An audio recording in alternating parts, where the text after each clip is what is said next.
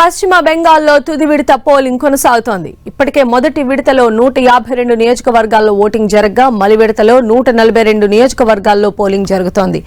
రెండో విడత పోలింగ్ కు ఓటర్లు భారీగా పోటెత్తారు. పోలింగ్ కేంద్రాల దగ్గర క్యూలో నిలబడి తమ ఓటు హక్కును వినియోగించుకుంటున్నారు. మలి దశలో పోలింగ్ జరుగుతున్న అసెంబ్లీ నియోజకవర్గాల్లో చాలా కీలకమైన ప్రాంతాలు ఉన్నాయి. కోల్కతా నార్త్, కోల్కతా సౌత్, హౌరా, హుగ్లీతో పాటు సీఎం మమతా బెనర్జీ పోటీ చేస్తున్న భవానీపురంలోనూ రెండో విడతలోనే పోలింగ్ జరుగుతోంది. తొలి దశలో 93.19% రికార్డు స్థాయి ఓటింగ్ నమోదవ్వగా తుది విడతలోనూ భారీగా పోలింగ్ శాతం నమోదయ్యే ఛాన్స్ ఉంది. ఎన్నికలకు సంబంధించి మే 4న ఫలితాలు వెల్లడి కానున్నాయి. ఇక బెంగాల్లో అధికార తృణమూల్ కాంగ్రెస్, ప్రతిపక్ష బీజేపీల మధ్య హోరాహోరీ పోరు సాగే అవకాశాలు కనిపిస్తున్నాయి. బెంగాల్లో మరోసారి అధికారంలో కొనసాగేలా మమతా బెనర్జీ ప్రయత్నాలు చేస్తూ ఉండగా ఈసారి ఎలాగైనా బెంగాల్ అధికార పీఠం దక్కించుకోవాలని బీజేపీ తీవ్రంగా ప్రయత్నిస్తోంది. దీంతో అసెంబ్లీ ఎన్నికల్లో బీజేపీ, టీఎంసీ నాయకుల మధ్య మాటల యుద్ధం తీవ్రస్థాయికి చేరింది. కేరళ, అసోం, పశ్చిమ బెంగాల్, తమిళనాడు రాష్ట్రాలతో పాటు కేంద్రపాలిత ప్రాంతం పుదుచ్చేరి అసెంబ్లీలకు నిర్వహించిన అసెంబ్లీ ఎన్నికల ఓట్ల లెక్కింపు మే 4న జరగనుంది.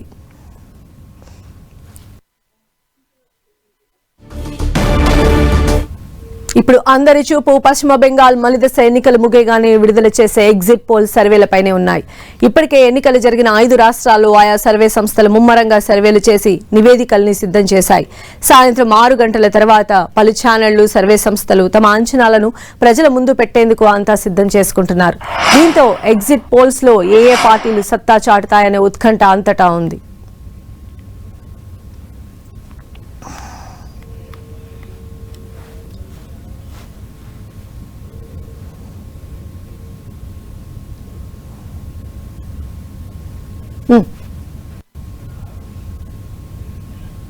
సో పశ్చిమ బెంగాల్లో సెకండ్ ఫేజ్ లో ఎలక్షన్ ఈ రోజు జరగబోతోంది. అయితే ఎలక్షన్ కంప్లీట్ అయిన తర్వాత విడుదలయ్యేటువంటి ఎగ్జిట్ పోల్ పైన యావత్ దేశం మొత్తం చాలా ఇంట్రెస్ట్ గా ఎదురు చూస్తున్నటువంటి పరిస్థితి కనిపిస్తోంది. మరిన్ని అప్డేట్స్ కూడా తెలుసుకునే ప్రయత్నం చేద్దాం. మా ప్రతినిధి గోపి మనకు అందుబాటులో ఉన్నారు. గోపి,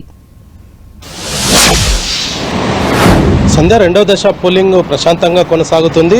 ఓటర్లంతా కూడా తమ ఓటు హక్కును వినియోగించుకునేందుకు భారీ క్యూ లైన్లో ఎదురు చూస్తున్న పరిస్థితి ఉంది. అయితే మొదటి దశలో నమోదైన పర్సంటేజ్ను దాటి రెండవ దశలో పశ్చిమ బెంగాల్లో ఓటింగ్ పర్సంటేజ్ నమోదయ్యే అవకాశాలు ఉన్నాయనేది కూడా కేంద్ర ఎన్నికల సంఘం భావిస్తుంది. ముఖ్యంగా యువత మొదటిసారి ఓటు వేసేందుకు ఆసక్తి చూపించడము దీనికి ప్రధాన కారణం అనేది కూడా ఎన్నికల అధికారులు చెప్తున్నారు. ఇక ఎన్నికల నిర్వహణకు సంబంధించి కావచ్చు, ఓటర్లు వచ్చి అక్కడ ఓటు హక్కు వినియోగించుకొని తిరిగి వెళ్లేందుకు కూడా సజావుగా సాగే విధంగా పటిష్టమైన భద్రతను ఏర్పాటు చేశారు. 2300 కంపెనీల కేంద్ర బలగాలను ప్రస్తుతం జరుగుతున్న 142 స్థానాల నియోజకవర్గాలలో వాళ్ళందరినీ కూడా ఏర్పాటు చేయడం జరిగింది. ఎక్కడ ఎటువంటి అవాంఛనీయ సంఘటనలు జరగకుండా పకడ్బందీ భద్రతతో పాటు వచ్చి వెళ్లేవారు ఓటర్లకు సంబంధించిన వాళ్ళు ఓటు వేసి తిరిగి వెళ్లేందుకు కూడా ప్రశాంతమైన వాతావరణాన్ని ఏర్పాటు చేసే దిశగా అధికారులు అన్ని ఏర్పాట్లు చేశారు. ప్రస్తుతం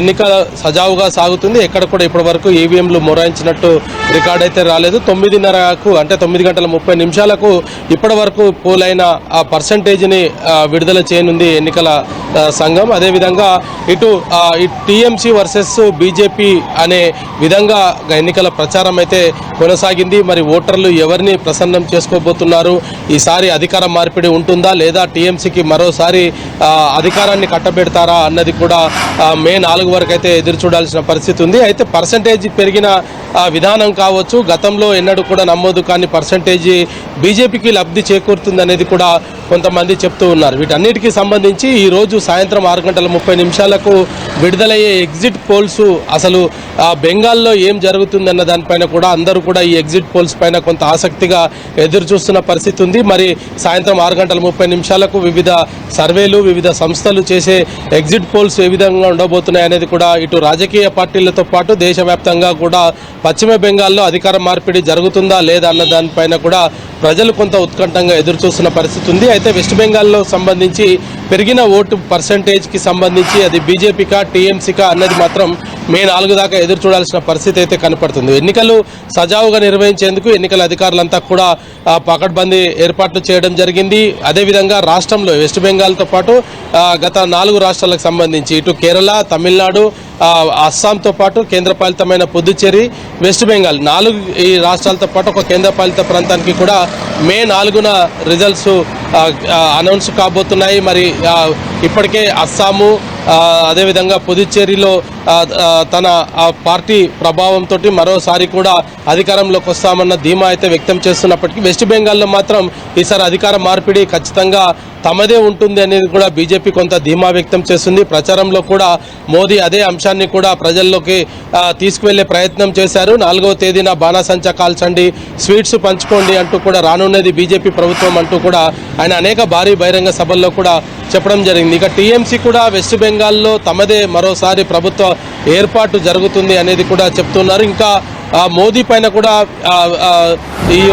ఈసారి టీఎంసీ కనుక అధికారంలోకి వస్తే నువ్వు రాజీనామా చేస్తావంటూ కూడా టీఎంసీ ఎంపీలు ప్రచారంలో కూడా ప్రశ్నించడం జరిగింది. సో ఇటువంటి సిచ్యువేషన్స్లో వెస్ట్ బెంగాల్లో అసలు ఏం జరగబోతుంది అనేది దేశవ్యాప్తంగా కూడా ఎదురు చూస్తున్న పరిస్థితి ఉంది. ఇక తమిళనాడుకి కూడా ఇదే పరిస్థితి ఉంది. ఇటు తమిళనాడులో బీజేపీ కూటమి అధికారంలోకి వస్తామంటూ కూడా కొంత ధీమా వ్యక్తం చేస్తున్నారు. సో మే 4 వరకు కూడా ఈ ఎదురు చూసే పరిస్థితి ఉంది. మరి ఈరోజు సాయంత్రం 6:30 అన్ని రాష్ట్రాలకు అంటే ఇటు 4 రాష్ట్రాలతో పాటు కేంద్రపాలిత ప్రాంతానికి సంబంధించిన ఎగ్జిట్ పోల్స్ పైనే అందరూ కూడా దృష్టి సారించడం జరిగింది. సంధ్య.